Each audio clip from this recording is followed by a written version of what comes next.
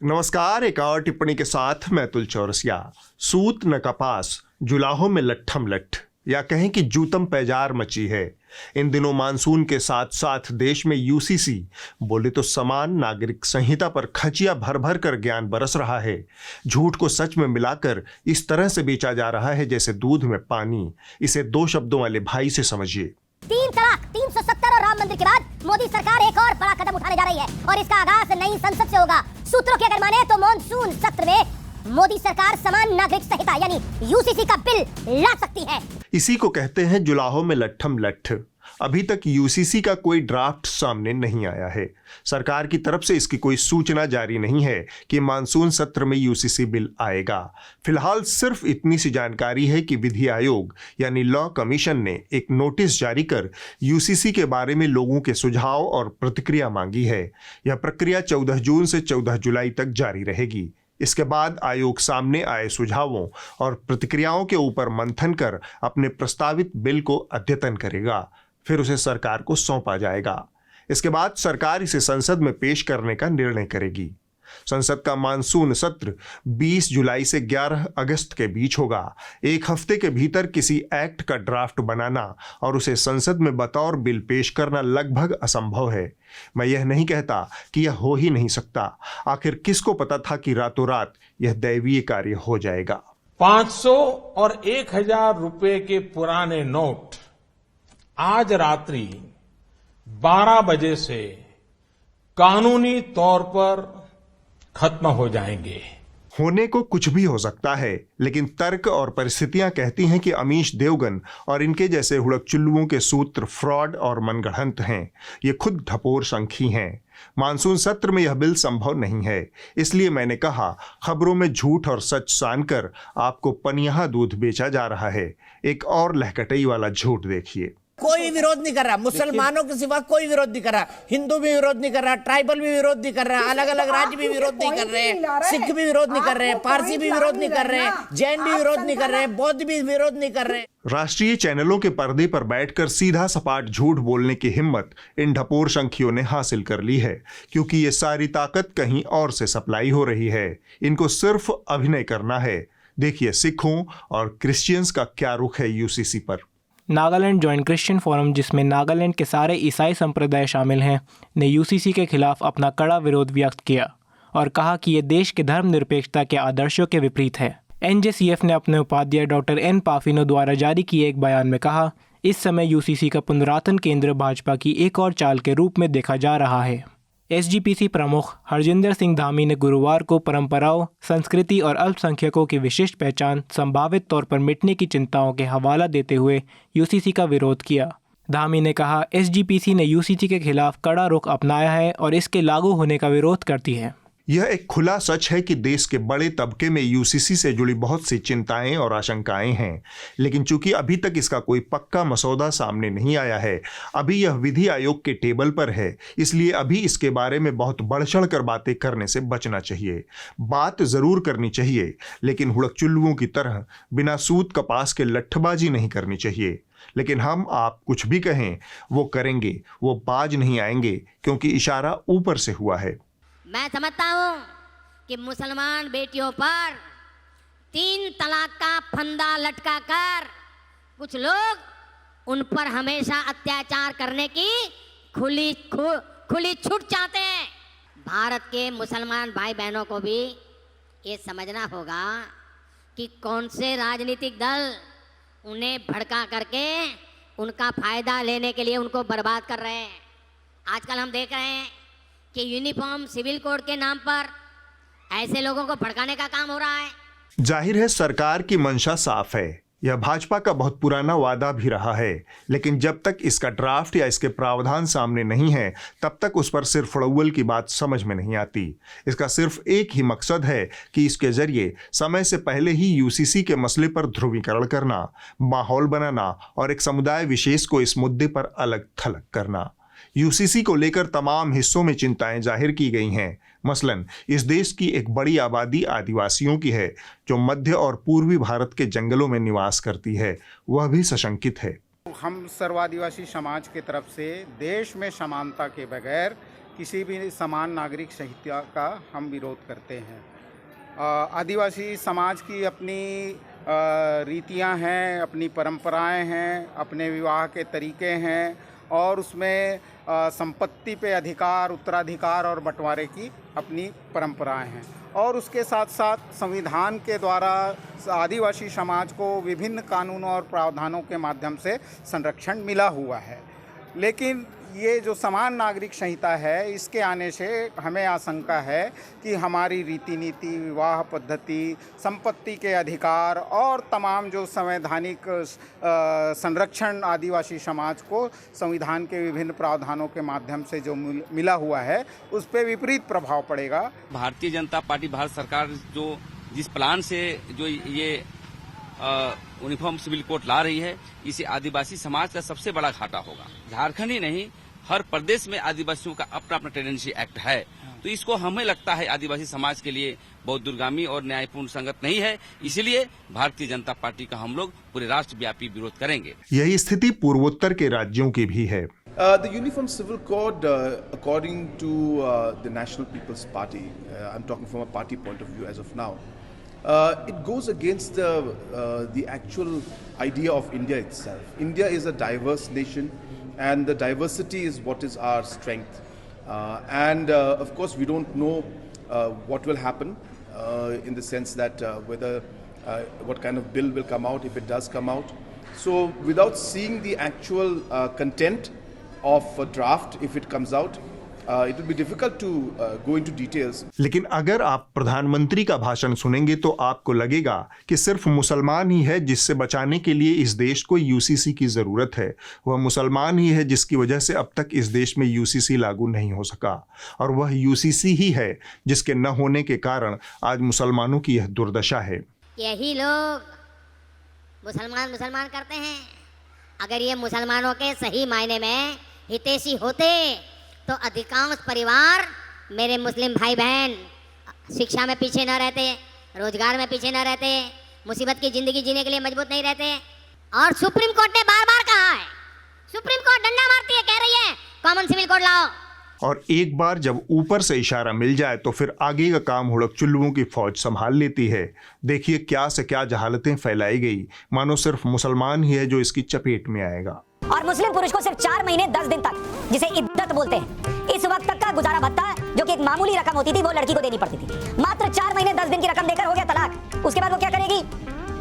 लेकिन नहीं, मुस्लिम personal law के नाम पर चल रहा था और चल रहा है, लेकिन नहीं, इंडिया में जहाँ एजेंडा ये बनाया जाता है कि मुसलमान खतरे में है, वहाँ एक कानून देश के लिए लागू होने की बात कर दीजिए तो हंगामा हो जाता है। प्रधानमंत्री मोदी पहले ही कह चुके हैं कि एक घर में 2 कानून अब नहीं चलेंगे। प्रधानमंत्री ने अपनी मंशा जाहिर की तो इस पर सियासी घमासान मच गया, उछाल आ गया। कांग्रेस के वरिष्ठ नेता सलमान खुर्शीद कह रहे हैं कि यूसीसी की देश में कोई आवश्यकता तक नहीं है। समाजवादी पार्टी के सांसद और बड़े नेता शफीकुर रहमान बर्क तो खुलेआम कह रहे हैं कि चाहे जो आ जाए, चाहे जो कर लो, हम तो सिर्फ मौलानाओं और मुफ्तियों की बात ही मानेंगे। कोई विरोध नहीं कर रहा, मुसलमानों के सिवा कोई विरोध नहीं कर रहा, हिंदू भी विरोध नहीं कर रहा, ट्राइबल भी विरोध नहीं कर रहा, अलग अलग राज्य भी विरोध नहीं कर रहे, सिख भी विरोध नहीं कर रहे, पारसी भी विरोध नहीं कर रहे, जैन भी विरोध नहीं कर रहे, बौद्ध भी विरोध नहीं कर रहे। क्यों शादी टूटने पर किसी बेटी को उसका हक मिले और किसी को ना मिले? जो प्रधानमंत्री ने कहा कि परिवार एक कानून दो, बहुत नाइंसाफी है। संपत्ति और वसीयत के अधिकार एक जैसे हो जाएंगे। सवाल यह है कि फिर कौन नहीं चाहता है कि इस मामले में बेटे और बेटियों के बीच भेद ना हो। इस कुकुर झोंझों में सुशांत सिन्हा महोदय की दर्ज की गई टिप्पणी सबसे अहम जान पड़ती है। तो जिनके सालों साल के राज में मुसलमान झुग्गी झोपड़ियों में रहे, वो मुसलमानों के मसीहा, और जिनके राज में मुसलमान 2 BHK फ्लैट में रहे, वो मुसलमान को मारने के लिए सत्ता में आए, हिंदू राष्ट्र बनाने के लिए सत्ता में आए। ये नैरेटिव आपको खुद तोड़ना होगा बॉस। कौवा कान ले गया और कौवे के पीछे दौड़िएगा तो हमेशा दौड़ते रह जाइएगा। इसके बाद तो बस यही कहना शेष रह गया था कि डेमोक्रेसी हमारे डीएनए में है। डीएनए में क्या, हमारी अस्थि मज्जा, तंत्रिका तंत्र, पाचन तंत्र और उत्सर्जन तंत्र, हर जगह डेमोक्रेसी का ही जलवा है। और जहां डेमोक्रेसी से काम न चले वहां विविधता का चटक चूरन चाट लीजिए। अमेरिका जो विविधता के मामले में भारत जैसा है, अमेरिका में राज्यों के पास अपने अपने हिसाब से कानून बनाने का अधिकार है, लेकिन अमेरिका में कुछ जरूरी मामलों में पूरे देश में एक कानून लागू होता है। अमेरिका में सुरक्षा, टैक्स, प्रॉपर्टी और धार्मिक मामलों पर एक कानून है जो पूरे देश पर लागू होता है। वहां तो कोई विरोध नहीं होता। लेकिन नहीं, इंडिया में जहां एजेंडा ये बनाया जाता है कि मुसलमान खतरे में है, वहां एक कानून देश के लिए लागू होने की बात कर दीजिए तो हंगामा हो जाता है। इस घामड़ आदमी की बात पर ज्यादा समय बर्बाद करने से बेहतर है कि हम आप कुछ और बातें जान लें। जिस अमेरिकी विविधता की यह बात कर रहा है वहां एक एफ्रो अमेरिकन ब्लैक राष्ट्रपति रह चुका है, एक भारतीय मूल की महिला उपराष्ट्रपति है। हमारे यहाँ सोनिया गांधी के प्रधानमंत्री बनने की संभावना मात्र से कुछ लोग सिर मुंडवाकर संसद में धरना प्रदर्शन की धमकी देने लगे थे। ये वही लोग हैं जिनकी चरण वंदना में सुशांत बाबू दंडवत पड़े हैं। श्रीमती सोनिया गांधी को प्रधानमंत्री पद की शपथ दिलाई जाती है तो उधर उनकी शपथ होगी और इधर मेरा त्याग पत्र होगा, और ये लड़ाई मैं एक भिक्षुणी के तौर पर लड़ूंगी, जिसमें मैं रंगीन वस्त्र उतारकर केवल श्वेत वस्त्र धारण करूंगी, सफेद साड़ी धारण करूंगी, अपने केश कटा दूंगी। इस विविधता को यहीं पर छोड़ देते हैं। हमारे संविधान ने यूसीसी दिया नहीं बल्कि इसे आर्टिकल 44 के एक वाक्य में निपटा दिया। राज्य भारत के समस्त राज्य क्षेत्र में नागरिकों के लिए एक समान सिविल संहिता प्राप्त करने का प्रयास करेगा। जाहिरन हमारे संविधान निर्माताओं को भारत की जमीनी हकीकत के बारे में अंदाजा था। यह अनेकानेक संस्कृतियों, भाषाओं, धर्मों, आस्थाओं का देश है। इसे किसी एक डंडे से नहीं हाँका जा सकता। एक चीज होती है पॉजिटिव डिस्क्रिमिनेशन यानी सकारात्मक विभेद। भारत में इसे सिर्फ आरक्षण के संदर्भ में देखा जाता है। इसका दायरा बहुत विस्तृत है। ऐसे समूहों को भेदभाव करते हुए लाभ पहुंचाना जो कि सामाजिक रूप से वंचित रहे हैं और सांस्कृतिक भेदभाव का शिकार रहे हैं। इससे डाइवर्सिटी यानी विविधता गहराई तक जुड़ी हुई है। यूसीसी किस रूप में सामने आएगा, इसके प्रावधान क्या होंगे, इसको देखकर कोई नजरिया बनाने की जरूरत है। भारत जैसे विविधता वाले देश में शादी, तलाक, विरासत, संपत्ति जैसे मसलों को किसी एक कानून से संचालित करने के पहले बहुत बड़े पैमाने पर बातचीत, सलाह मशवरे, सहमति और खुले मन की जरूरत है। और सबसे बड़ी जरूरत है कि इतने संवेदनशील विषय को चुनावी अखाड़े का दांव पेच न बनाया जाए। लेकिन संयोग कहें या प्रयोग, इस मामले में खुद प्रधानमंत्री जी की नीयत एकदम साफ है। वो इसे चुनावी मंच से हवा दे रहे हैं, चुनावी लाभ उठाने की मंशा से। चुनावी कीचड़ में घसीटने से यूसीसी का भला नहीं होगा। खुद हिंदुओं को भी इससे तमाम दिक्कतें पेश आने वाली हैं। अविभाजित हिंदू परिवार की विशेष स्थिति का क्या होगा? उन्हें मिलने वाली टैक्स छूट का क्या होगा? क्या हिंदू अविभाजित परिवार अधिनियम भी खत्म होगा? इन सवालों का सही जवाब यूसीसी की वास्तविक ड्राफ्ट सामने आने के बाद ही तय होगा। बीते दिनों घटी दो अहम घटनाओं ने एक बार फिर से साबित किया कि भारत को विश्वगुरु बनाने का कोई मौका सत्ताधारी वर्ग छोड़ना नहीं चाहता। लेकिन गुरु होने के लिए जिस भरोसे, आत्मविश्वास, धैर्य और आलोचना के प्रति स्वस्थ नजरिया रखने की जरूरत है, उसका नितांत अभाव है। आपको ये देखना चाहिए कि नेहरू जी ने कहा था कि अटल एक दिन तुम देश का प्रधानमंत्री बनेगा। आपने कहा था, ये लिखा हुआ है रिकॉर्ड में, आपने कहा था। नेहरू जी तो एक बार बोले, आप हो गए 2 बार। आप तो जान छोड़िए मुल्क का। इस लेवल का आत्मविश्वास आज क्यों नहीं है? प्रधानमंत्री पिछले हफ्ते अमेरिका के दौरे पर थे।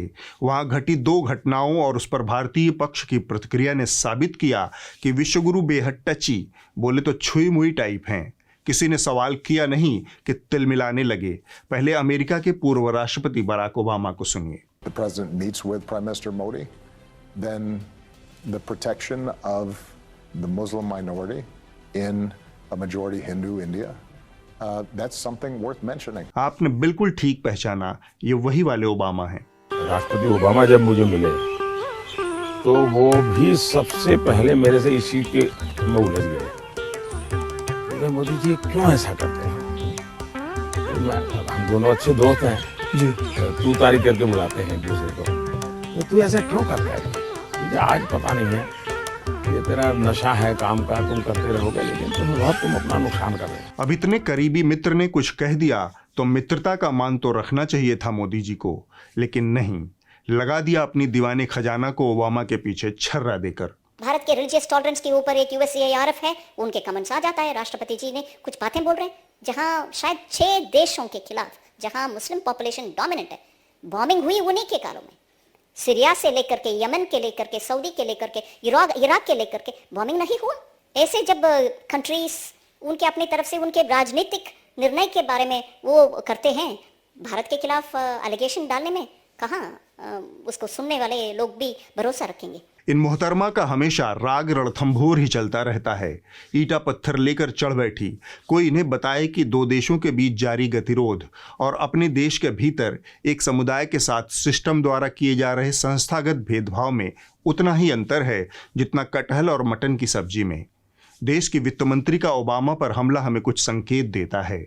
मसलन हड़बड़ी में प्रतिक्रिया देना वैश्विक कूटनीति में कमजोरी की निशानी है। दूसरा, यह हमला संकेत देता है कि देश के भीतर जो छवि बनाई गई है कि भारत का कद पूरी दुनिया में बढ़ रहा है, उससे यह मैच नहीं करता। तीसरी बात, प्रधानमंत्री ने जिस राष्ट्रपति बाइडेन के साथ एक सफल द्विपक्षीय दौरा संपन्न किया है, सीतारमण का हमला उन बाइडेन के ऊपर भी है, क्योंकि बाइडेन ओबामा के कार्यकाल में उपराष्ट्रपति थे। इस लिहाज से सीतारमण का हमला अधूरी जानकारी का संकेत देता है। बहरहाल, इन तमाम बिंदुओं और बारीकियों के बारे में अगर आप किसी खबरिया चैनल, खासकर हिंदी के किसी खबरिया चैनल पर जानकारी ढूंढेंगे तो आपके हाथ यह कचरा लगेगा। ओबामा जैसे नेता आज भी भारत में हिंदू और मुस्लिम आबादी के बीच मतभेदों को एक बड़ा मुद्दा बनाकर भारत के लोकतंत्र पर सवाल उठाते हैं, और ये पश्चिमी देशों के नेता भारत में हिंदू राष्ट्रवाद के इस उदय को समझ नहीं पा रहे। जो प्रवचन ओबामा भारत को दे रहे हैं, उन भाई साहब का वो ज्ञान तब कहाँ चला गया था जब वो मुसलमानों पर हर दिन बम गिरा रहे थे। बॉस बम गिराते थे और नोबेल शांति पुरस्कार से नवाजे जा चुके मानवाधिकार के ऐसे नकली चैंपियन से मिलवाएंगे जिसने एक साल में 7 मुस्लिम देशों पर 26,171 बॉम्ब गिराए। बराक ओबामा के मुताबिक भारत में अल्पसंख्यकों की सुरक्षा खतरे में है। वो ऐसा कहकर ये बताना चाहते हैं कि वो कितने बड़े अहिंसावादी और अल्पसंख्यक अधिकारों के शुभ चिंतक हैं। आज हम बराक हुसैन ओबामा के इस दोहरे चरित्र का विश्लेषण करेंगे। आप चाहें तो इस कचरे को सहेज कर रख लें या कूड़ेदान में फेंक दें, इनको बस नाचने का इशारा चाहिए। प्रधानमंत्री अभी परदेश की धरती पर ही थे। डीएनए में लोकतंत्र होने के हवाले से कह रहे थे कि भारत के अल्पसंख्यकों को चिंता करने की कोई जरूरत नहीं। लगभग उसी वक्त उनके एक नौकंज लोचन ने असम से जहरीली फुंफकार मारी। भारत में कई हुसैन ओबामा हैं। वॉशिंगटन जाने से पहले इन जैसों पर ध्यान देने को प्राथमिकता देनी चाहिए। असम पुलिस हमारी इन प्राथमिकताओं के अनुसार काम करेगी। यह खुले तौर पर बराक ओबामा की मुस्लिम पहचान पर हमला था। ये असम के मुख्यमंत्री हैं, संविधान की शपथ लेकर बैठे हैं, लेकिन इन्हें कतई चिंता नहीं कि डीएनए में घुसे हुए लोकतंत्र की क्या हालत हुई होगी। इसके बाद जो काम हुआ वह और भी भयावह था। इसमें ऑनलाइन ठलुआ ट्रोल ब्रिगेड के अलावा हमारे हुड़कचुल्लू एंकराओं की भूमिका भी रही। व्हाइट हाउस में साझा प्रेस कॉन्फ्रेंस में एक महिला पत्रकार ने प्रधानमंत्री से सवाल पूछा। माननीय प्रधानमंत्री, भारत ने स्वयं पर दुनिया का सबसे बड़ा लोकतंत्र होने के नाते गर्व किया है, पर ऐसे कई मानवाधिकार समूह हैं जिनका कहना है कि आपकी सरकार ने धार्मिक अल्पसंख्यकों के साथ भेदभाव किया है और अपने आलोचकों का मुंह बंद करने की चेष्टा की है। आज आप यहाँ व्हाइट हाउस में हैं, जहाँ दुनिया के अनेकों नेताओं ने लोकतंत्र को बचाने के लिए प्रतिबद्ध होने की बात कही है। आप और आपकी सरकार मुस्लिम व अन्य अल्पसंख्यकों के अधिकारों और अभिव्यक्ति की आजादी को लेकर क्या कदम उठाने वाली है? इसके बाद इस महिला पत्रकार के साथ वही सब हुआ जो अब तक अनगिनत विपक्षी नेताओं, महिलाओं, दलितों, मुसलमानों के साथ ऑनलाइन हो चुका है। आईटी सेल की रक्त पिपासु सेना ने पत्रकार सबरीना सिद्दीकी का ऑनलाइन चीरहरण शुरू कर दिया।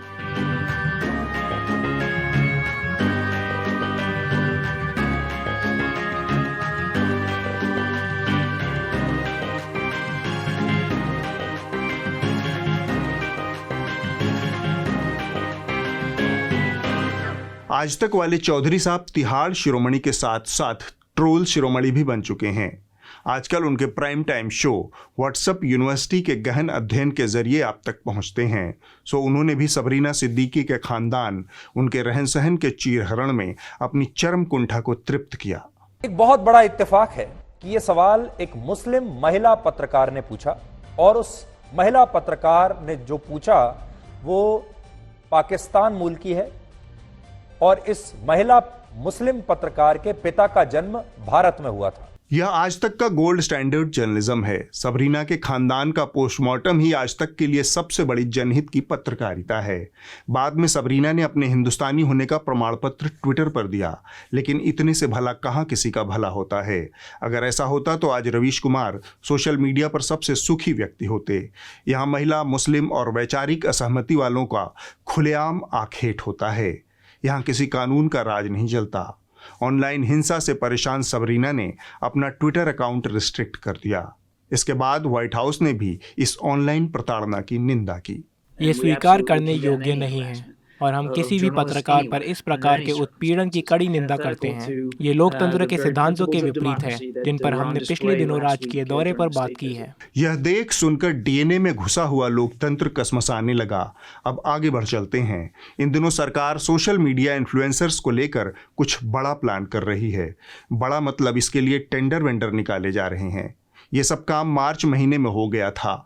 इलेक्ट्रॉनिक्स एवं सूचना प्रौद्योगिकी मंत्रालय ने बाकायदा इसके लिए एक नोटिस जारी कर टेंडर भरने की प्रक्रिया आदि की जानकारी दे दी थी।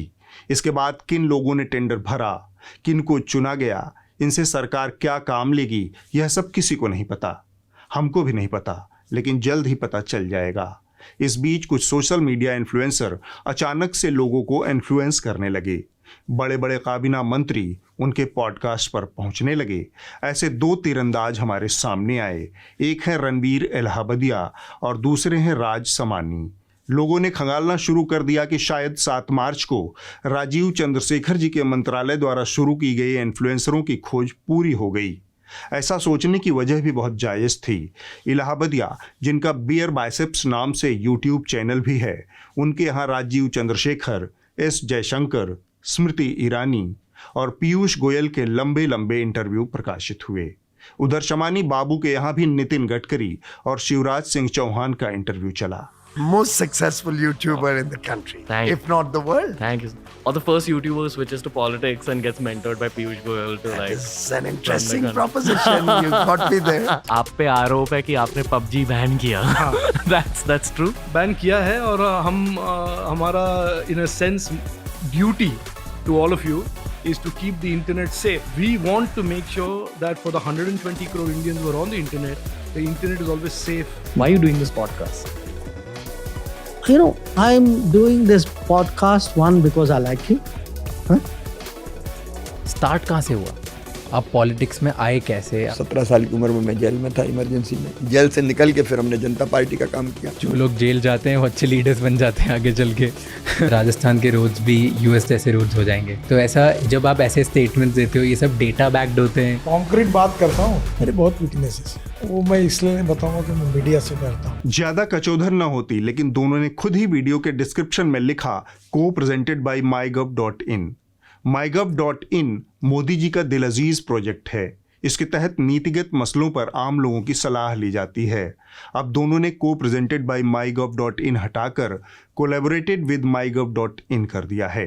बहरहाल इसी के मद्देनज़र खुसर पुसर होने लगी कि क्या जनता के पैसे से इन्फ्लुएंसर्स को ही इन्फ्लुएंस करने में लगी है सरकार और अपना प्रचार प्रसार मुफ्त में करवा रही है। सफाई आई कि इन दोनों का उस टेंडर से कोई लेना देना नहीं है और न ही इन लोगों ने सरकार से कोई पैसा लिया है। अभी यह रायता ठीक से सिमटा भी नहीं था कि एक और इन्फ्लुएंसर ने सीधे भारत सरकार का ही इस्तेमाल एक अखबारी विज्ञापन में कर लिया। यहाँ फिर से संकट में वही राजीव चंद्रशेखर और उनका मंत्रालय इलेक्ट्रॉनिक्स एवं सूचना प्रौद्योगिकी। उनके मंत्रालय और G20 के लोगों का धड़ल्ले से इस्तेमाल किया गया। फिर किचकिच हुई, तब मंत्री जी की सफाई आई।